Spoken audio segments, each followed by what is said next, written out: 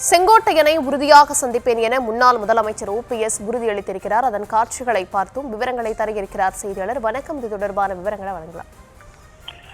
தர்ஷினி, அதிமுக செங்கோட்டையன் எழுப்பிய குரல், அதாவது அனைவரையும் ஒற்றுமையா இருந்தால் மட்டுமே வெற்றி பெற முடியும் என்ற சொன்ன வார்த்தை பார்த்தனா அதிமுகவிலிருந்து பிரிந்து சென்றவர்கள் மற்றும் நீக்கப்பட்டவர்கள் மத்தியில ஒரு மிகப்பெரிய ஒரு அதிர்வலைகளை ஏற்படுத்திட்டு வருது.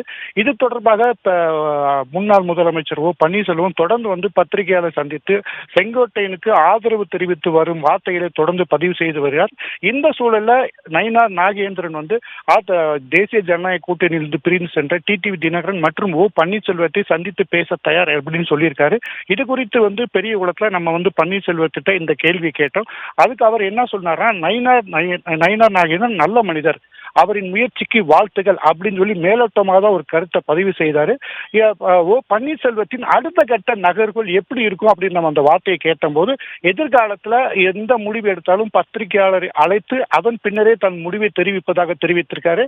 மேலும் செங்கோட்டையனை சந்திப்பீங்களா, செங்கோட்டையன் உங்ககிட்ட பேசினாரா அப்படின்னு கேட்டதுக்கு, செங்கோட்டையன் தற்போது 10 நாள் கெடு விடுத்திருக்காரு, அவருக்கு என் முழு ஆதரவை தெரிவிப்பதாக தெரிவித்திருக்காரு. மேலும்